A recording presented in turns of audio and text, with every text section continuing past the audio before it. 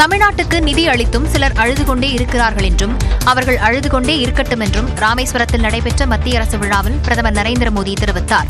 ராமேஸ்வரத்தில் நடைபெற்ற மத்திய அரசு விழாவில் பங்கேற்று விழுப்புரம், புதுச்சேரி, பூண்டியகுப்பம், சட்டநாதபுரம், சோழபுரம், தஞ்சாவூர் உட்பட 8500 கோடி ரூபாய் மதிப்பிலான நலத்திட்டங்களை பிரதமர் மோடி நாட்டிற்கு அர்ப்பணித்தார். தமிழ்நாடு, ஆந்திரா இடையேயான வாலாஜாபேட்டை 4 வழிச்சாலை திட்டத்துக்கும் அடிக்கல் நாட்டினார். பின்னர் நிகழ்ச்சியில் வணக்கம் என் அன்பு சொந்தங்களே என தமிழில் பேசி தனது பேச்சை தொடங்கினார் பிரதமர் மோடி. வணக்கம்.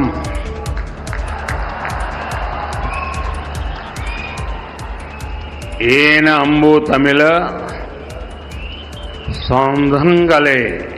ராமேஸ்வரம் சென்னை புதிய ரயில் திட்டம் மூலம் சுற்றுலா மற்றும் வணிகம் வளர்ச்சி பெறும் என்றும் பாம்பன் புதிய பாலம் 21ஆம் நூற்றாண்டின் பொறியியல் அற்புதம் என்றும் தெரிவித்தார். इसके बावजूद भी कुछ लोगों को बिना कारण रोते रहने की आदत है, वो रोते रहते हैं. திமுக, காங்கிரஸ் கூட்டணி ஆட்சியை விட தற்போது 3 மடங்கு கூடுதல் நிதி ஒதுக்கப்பட்டிருப்பதாகவும் பிரதமர் மோடி கூறினார். மருத்துவ படிப்பை தமிழில் கொண்டுவர வேண்டும் என்று தமிழக அரசுக்கு பிரதமர் மோடி வலியுறுத்தியுள்ளார். ராமேஸ்வரத்தில் நடந்த மத்திய அரசு நிகழ்ச்சியில் பங்கேற்று உரையாற்றிய அவர், தமிழக இளைஞர்கள் மருத்துவ படிப்புக்கு வெளிநாட்டுக்கு செல்லக்கூடாது என்பதற்காக 11 மருத்துவக் கல்லூரிகள் வழங்கப்பட்டுள்ளதாக கூறினார். मैं भी तमिलनाडु सरकार से आग्रह करूंगा कि वे तमिल भाषा में डॉक्टरी के कोर्सेज चालू करें ताकि गरीब मां के बेटे बेटी भी डॉक्टर बन सके. மேலும் தமிழ்நாட்டிலிருந்து தலைவர்கள் பலர் தனக்கு ஆங்கிலத்தில் கடிதம் எழுதும் நிலையில் கையெழுத்தை கூட தமிழில் போடுவதில்லை என்றார். तमिल भाषी में सिग्नेचर नहीं करता है. अरे तमिल का गौरव हो. मैं सबसे कहूंगा कम से कम तमिल भाषा में अपनी सिग्नेचर तो करो. வளர்ச்சியடைந்த பாரதம் என்ற பயணத்தில் தமிழ்நாட்டிற்கு என தனி இடம் இருப்பதாகவும் பிரதமர் மோடி கூறினார். புதிய பாம்பன் ரயில் பாலத்தை பிரதமர் மோடி திறந்து வைத்தார்.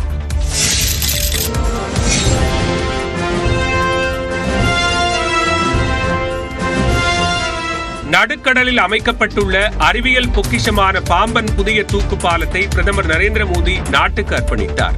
கடலின் நடுவே 545 கோடி ரூபாய் செலவில் கட்டப்பட்டுள்ள புதிய ரயில்வே பாலத்தில் நாட்டிலேயே முதன்முறையாக செங்குத்தாக தூக்கும் அமைப்பு நிறுவப்பட்டுள்ளது.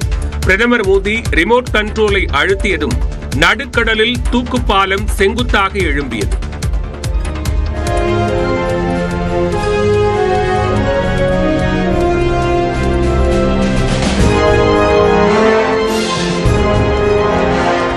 தூக்குப்பாலம் மேல் நோக்கி உயர்ந்து செல்ல கடலோர காவற்படையின் ரோந்து கப்பல் பாலத்தை கடந்து சென்றது.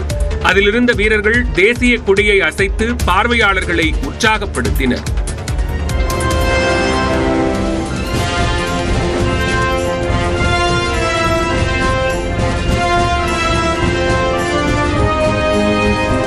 (33 மீட்டர் உயரம், 77 மீட்டர் நீளம் கொண்ட செங்குத்து தூக்கு பாலத்தை ஹைட்ராலிக் லிப்ட் மூலம் 5 நிமிடத்தில் மேல் நோக்கி உயர்த்த முடியும். கப்பல் கடந்து செல்வதற்கு ஏதுவாக பாலத்திலிருந்து 17 மீட்டர் வரை பாலத்தை உயர்த்தலாம் என்று அதிகாரிகள் குறிப்பிட்டுள்ளனர்.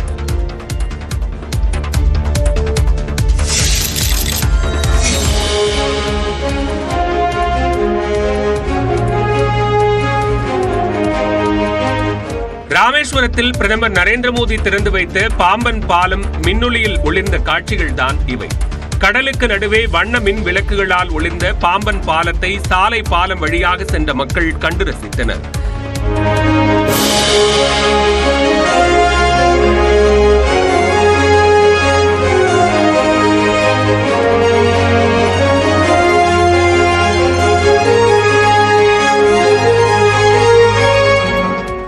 நவீன வசதிகளுடன் கடலின் நடுவே அமைக்கப்பட்டுள்ள தூக்கு பாலத்தின் அழகை மேலும் மெருகூட்டும் வகையில் ஒளிரூட்டப்பட்ட வண்ண விளக்கொளி அலங்காரம் அமைந்தது.